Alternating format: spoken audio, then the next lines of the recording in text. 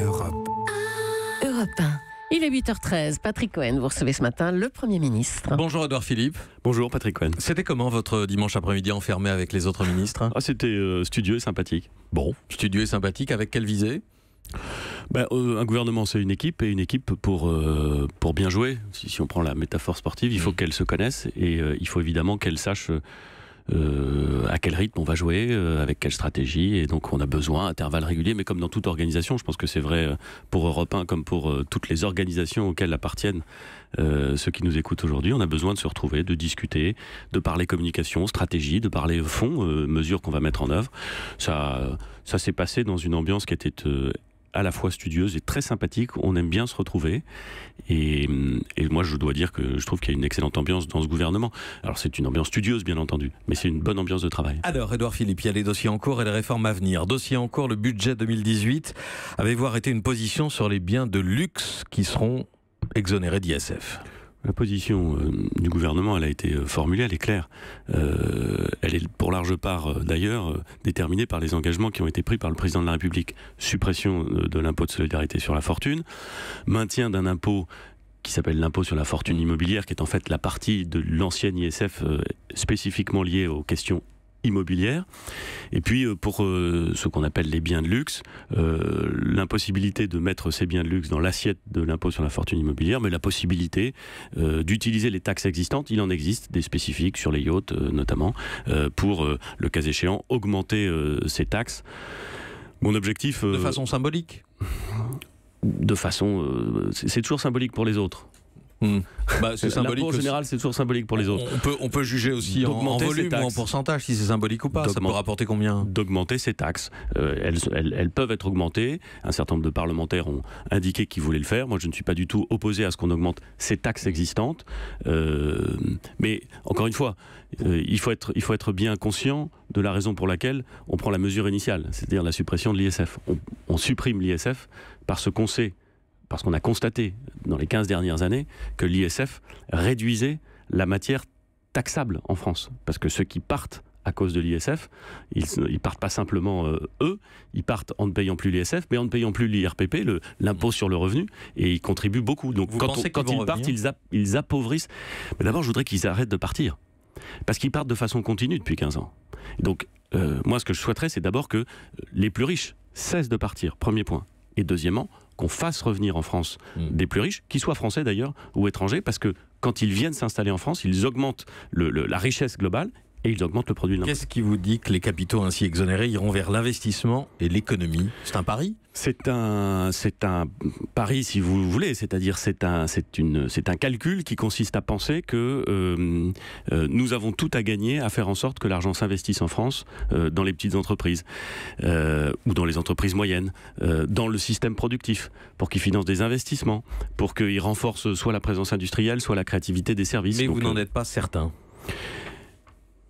En matière de politique économique, j'ai vu, depuis que je m'intéresse à ces sujets, j'ai 46 ans, ça fait longtemps que je m'intéresse à ces sujets, beaucoup de gens vous dire avant, de façon certaine, ce qui allait se passer. Bon, moi je suis prudent, et j'assume d'être prudent, et j'assume de ne pas faire des grandes annonces. Ce que je sais, c'est ce qui s'est passé. Et s'agissant de l'ISF, on sait des choses. On sait que ça fait partir des contribuables riches, et que donc ça appauvrit la richesse nationale. On le sait, ça c'est pas un pari. C'est un fait, c'est une vérité. Alors, j'essaie de la corriger. Donc, vous ne démentez pas la manchette du Monde de samedi, les plus riches, grands gagnants du budget Macron? Je la conteste évidemment, même si le Monde écrit évidemment ce qu'il souhaite, et pas mon problème d'une certaine façon. Mais je la conteste évidemment, parce que je pense que derrière cette idée que ce budget serait déséquilibré, il y a... soit de l'incompréhension, soit parfois, je ne pense pas du tout que ce soit le cas du Monde, de la mauvaise foi. Il y a énormément de mesures dans ce budget qui sont destinées à améliorer et protéger la situation des plus fragiles. Et je constate que lorsqu'on les évoque, ceux qui nous écoutent, ou ceux qui nous interrogent en tout cas, les écartent assez rapidement du plat de la main, comme si elle ne comptait pas. Moi, je considère que revaloriser massivement un certain nombre de minimums, l'allocation pour adultes handicapés, le minimum vieillesse, la prime d'activité, ça ne s'écarte pas du plat de la main. Faire en sorte qu'il y ait un transfert de pouvoir d'achat, une augmentation de pouvoir d'achat à compter du 1er janvier pour les actifs et évidemment pour les plus modestes d'entre eux, je trouve que ça ne s'écarte pas du plat de la main. Mais curieusement, la force symbolique de ça paraît, pour un certain nombre de commentateurs, moins importante. Parce que les volumes par ménage ou par foyer ne sont pas les mêmes. Quand on parle de l'ISF, on parle d'un peu plus de 3 milliards d'euros rendus à 300 000 assujettis à cet impôt. Quand vous avez un transfert de pouvoir d'achat de 3, 4, 5% à destination de 25 millions de salariés. Oui, ben ça compte. Et le transfert de pouvoir... Pardon, monsieur Cohen, mais le transfert de pouvoir d'achat qui va être réalisé pour les actifs n'a pas d'équivalent. On n'a jamais fait autant de transferts de pouvoir d'achat pour les actifs. Ça n'a rien de neutre. C'est 7 milliards d'euros au global de transferts pour les de pouvoir d'achat pour les actifs. Et encore une fois, tous les Français vont pouvoir le constater à partir de la fin du mois de janvier, enfin tous les actifs vont pouvoir le constater à partir de la fin du mois de janvier et au cours de l'année avec la mise en place notamment de la diminution de la taxe, de la suppression progressive de la taxe d'habitation. En tout cas, les fonctionnaires qui sont appelés à la grève demain n'ont pas le sentiment d'être les favorisés de ce budget, Édouard Philippe. Gel du point d'indice, rétablissement du jour de carence, suppression de postes. Ils n'ont pas raison de se sentir déconsidérés, les fonctionnaires? Moi, je ne les déconsidère en aucune façon. Avant d'être Premier ministre, j'ai été maire du Havre. Et je sais ce que les fonctionnaires territoriaux apportent à l'action publique. Je sais à la fois le rôle nécessaire qu'ils jouent dans le lien social, dans le fait qu'une ville se tient et produit des services à destination de ceux qui en ont besoin. Comment ils peuvent contribuer au développement d'une ville. Il se trouve que j'ai été moi-même fonctionnaire, que je viens d'une famille de fonctionnaires. Mon objectif, c'est pas de déconsidérer les fonctionnaires, en aucune façon, jamais de la vie. Mais c'est aussi d'assumer un certain nombre de mesures qui sont prises. On a rétabli le jour de carence. Pourquoi? Parce qu'on a constaté, quand il avait été installé, il y a quelques années, qu'il avait produit de remarquables résultats pour lutter contre l'absentéisme. Et on a constaté, quand il a été supprimé par le gouvernement précédent, que cet absentéisme, ce tout petit absentéisme, cet absentéisme de 1 jour ou de 2 jours, avait considérablement augmenté. Et donc on le réinstalle, comme il existe d'ailleurs dans le secteur privé, selon des modalités certes un peu différentes, mais enfin comme il existe dans le secteur privé, parce qu'on pense que c'est un bon instrument pour gérer la fonction publique et pour faire en sorte qu'elle puisse servir à ce à quoi elle est pensée. S'agissant du pouvoir d'achat des fonctionnaires, puisque vous m'interrogez sur ce sujet, l'augmentation de la CSG sera totalement neutralisée pour les fonctionnaires. De 2 façons différentes. D'abord en diminuant les cotisations, les contributions qui sont représentatives des cotisations salariales ou qui sont calquées sur les cotisations salariales, et ensuite par un versement de primes. Donc il y aura une neutralisation complète de l'augmentation de la CSG. Qui va compenser la hausse de la CSG, puisque il y a des situations très différentes. Les fonctionnaires n'ont pas de cotisation comme celui privé. Certains en ont, donc on va les baisser, d'autres n'en ont pas, donc on va accorder une prime qui permettra de neutraliser complètement l'impact de l'augmentation de la CSG. Donc ce sera neutre pour les fonctionnaires. Ce sera neutre, et par ailleurs, il y aura l'augmentation normale de la masse salariale dans la fonction publique. Ça veut dire une augmentation de pouvoir d'achat annuel d'environ 2% au global. Donc ils ne sont pas du tout déconsidérés, ils sont même essentiels dans le fonctionnement de notre pays, et on assume pleinement les mesures qui sont prises, et il y aura des rendez-vous avec le ministre de l'Action et des Comptes Publics pour évoquer le détail de ces sujets, mais je vous ai donné les grandes orientations et les grands instruments. Vous assumez, Édouard Philippe, c'est une formule, un verbe qui revient souvent dans votre bouche. Il vous faut aussi, dans votre expression, rattraper ou corriger les écarts, je ne sais pas comment on doit dire, du président Macron, le bordel des gletons, je parle à l'ancien rocardien, c'est lui parler vrai? Je trouve, comment dire, un peu surprenant, pour parler de façon assez neutre, je trouve un peu surprenant qu'on y consacre autant de temps et autant de commentaires.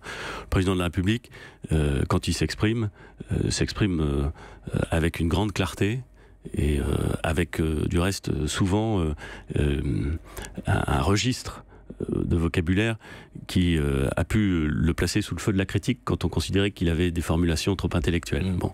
Il se trouve que par ailleurs, il lui arrive, comme il m'arrive, comme il vous arrive sans doute, Monsieur Cohen. Oui, je ne suis pas aux responsabilités. Mais vous avez des responsabilités. Et parfois, j'imagine que sous le coup de soit l'impression que vous êtes entre eux dans un petit groupe, soit vous vous laissez aller et vous dites quelque chose qui relève de l'ordre du gros mot. En général, quand ça m'arrive, ma fille, qui a 7 ans, me dit que je ne devrais pas le faire. Oui. Voilà. Et que vous devriez vous laver la bouche au savon, non? Elle ne vous dit pas ça encore. Ah non, ça ne me dit pas ça. Emmanuel Macron donc dit toujours ce qu'il pense, et il pense ce qu'il dit. Je crois qu'il est donc sur le fond, les chômeurs, certains chômeurs, s'ils le voulaient, vraiment pourraient retrouver du travail. Écoutez, d'abord, je pense qu'effectivement, Emmanuel Macron dit les choses et que lui aussi assume ce qu'il pense et ce qu'il fait. Et ça change et ça fait du bien. Ça, c'est la première chose.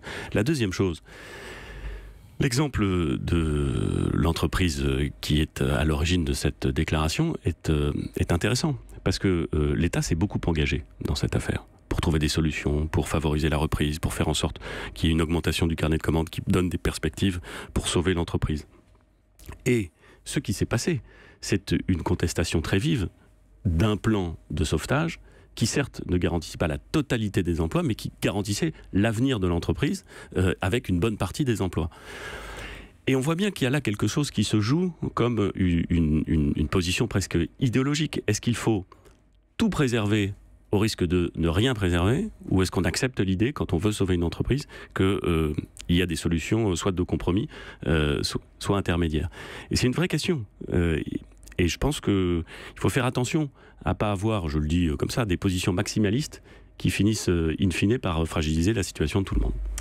Vous allez ce matin recevoir les responsables des deux principaux syndicats étudiants, l'UNEF et la FAGE. Vous aviez promis du pouvoir d'achat aux étudiants. Est-ce que ça pourrait passer par leur rattachement au régime général de la sécurité sociale et la fin de la sécurité sociale étudiante ? Nous sommes en train de... et c'est c'est Frédérique Vidal, la ministre de l'Enseignement supérieur, de la Recherche et de l'Innovation. Je trouve que vous recevez, vous, personnellement, qui pilote cette affaire. Et j'avais indiqué que je souhaitais pouvoir rencontrer les responsables des deux grandes organisations étudiantes. Pourquoi ? Pour évoquer avec eux à la fois la façon dont on peut mettre en place les contrats de réussite qui ont été pensés et qui sont souhaités par Madame Vidal, et aussi pour voir concrètement comment est-ce qu'on peut avancer sur le deuxième volet de ce plan étudiant, qui consiste à améliorer les conditions de vie et les conditions de pouvoir d'achat des étudiants. Je ne vais pas préempter la fin de la discussion, mais il est clair qu'on peut mieux faire dans l'accompagnement aux études des étudiants, en matière de sécurité sociale, et peut-être un peu plus encore qu'en matière de sécurité sociale, parce que c'est très organisationnel, en matière de santé. Les étudiants, ils sont jeunes, et souvent on pense que comme ils sont jeunes, ils sont en bonne santé. En vérité, on a des chiffres qui ne sont pas très bons sur la capacité des étudiants à accéder aux soins et à faire attention à leur santé. Et donc il y a des actions de prévention à mettre en œuvre, il y a des actions de pouvoir d'achat à mettre en œuvre sur le logement, on va en discuter. Et je me suis heureux de pouvoir les rencontrer ce matin. Oui. Et vous êtes attentif, j'imagine, au bon moral et à la bonne humeur des étudiants dans les universités pour le climat social en général? J'essaie, Monsieur Cohen, d'être attentif à tout. Demain ou après-demain, vous serez exclu du parti Les Républicains. Édouard Philippe, sans regret? Je trouve que vous laissez peu de suspense dans cette affaire. Vous avez l'impression de savoir comment ça va se passer. Il y a un ultimatum qui vous a été donné d'1 semaine et il expire demain. J'ai jamais été très fan des ultimatums. Vous avez répondu aux dirigeants des Républicains? Non, je n'ai pas de commentaires à faire sur le fonctionnement des organisations partisanes. Donc pour répondre à ma question... J'ai été fondateur de ce parti, enfin de ce qu'il était quand il a été créé. J'ai été premier directeur général avec Alain Juppé à l'époque. L'idée était de faire un grand parti de la droite et des centres, avec une base politique très large. Je l'ai vu s'étioler au fur et à mesure des années, s'appauvrir autour d'une ligne idéologique de plus en plus à droite, qui perdait d'abord le centre, ensuite la droite modérée.